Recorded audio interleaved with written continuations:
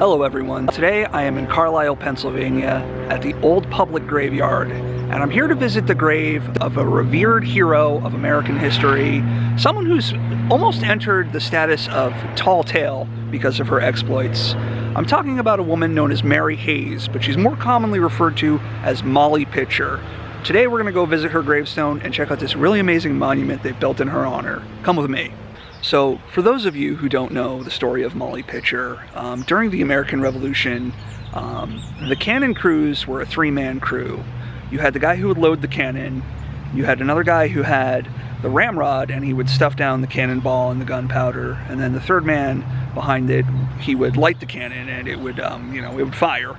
And it was kind of, they had to use three people to kind of keep it going at a rapid pace to, keep up with the battle.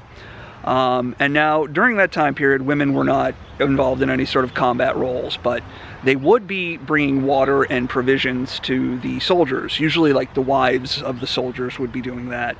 And sort of a nickname, a colloquial nickname for these women were Molly Pitcher, because they would be bringing pitchers of water. Now, during the Battle of Monmouth in Monmouth, New Jersey, I guess there was a man, I think his name was William Hayes, and he fell injured during the battle, and his wife, Mary Hayes, who was bringing the water to that particular station, she picked up the ramrod and started using it to man the cannons, and, I think it helped them win the battle, and she was kind of revered for that brave act that she performed there, and she sort of entered in sort of like a legendary status, Molly Pitcher. If you're in New Jersey or here in Carlisle, Pennsylvania, you see a lot of things named after Molly Pitcher. She's almost like a tall tale of an American legend, but she was a real woman. Her name was Mary Hayes, and she was the wife of William Hayes. And this cemetery here is her final resting place, and we're gonna go see this really amazing monument that they've built for her. So this is the Old Public Graveyard in Carlisle, Pennsylvania, and there are many historic graves here, many war heroes, beautiful cemetery. But let's go find the monument to Molly Pitcher. Well, that has to be it right there. Definitely stands out, definitely not a hard one to find. But look at this sculpture of Mary Hayes, often referred to as Molly Pitcher. Here we can see her holding the cannon ramrod. I have to say that is really badass. Look at that. Yeah, and let's get a closer look at this sculpture. Oh, that is incredible.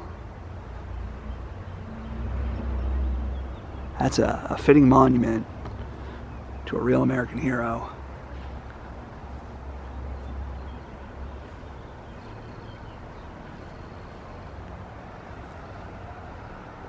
And so this panel on the side, we can see a depiction of Mary Hayes bringing water to a wounded troop. Now, I've heard two different things. I've heard that they brought water for the men to drink, but I also heard that they would bring water to cool the cannons down as they would overheat from being fired so much. But usually she's depicted as bringing water for the men to drink. And here we can see a depiction of her using the ramrod on the cannon while her husband lays wounded. And now it's often reported that he fell dead, but he actually survived the battle. And they later moved here to Carlisle. But look at that. So now, one aspect of this story that I've heard that kind of puts us almost in tall tale territory is that a cannonball actually fired between her legs and blew a hole through her skirt, but she was uninjured and she just continued the battle. Now, whether that's true or not is not really confirmed, and it sounds kind of like an embellishment, but it kind of contributes to just like the legend behind Molly Pitcher and her heroism. And here we have a cannon, which would have been similar to one of the ones she would have been using in that battle.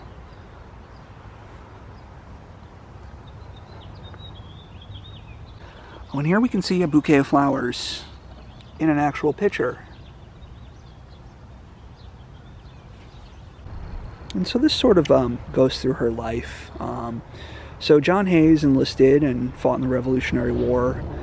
He was wounded in the Battle of Monmouth, New Jersey. And then after that they retired to Carlisle.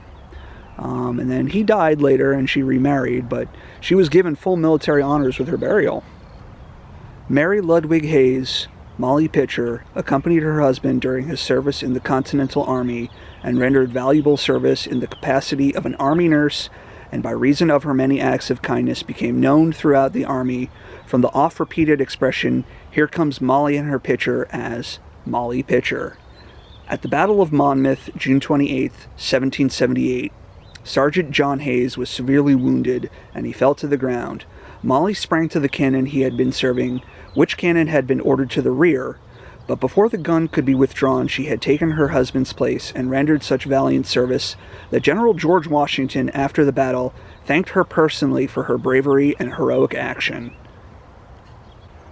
So I hope you enjoyed this visit to the grave of Mary Hayes, more commonly referred to as Molly Pitcher.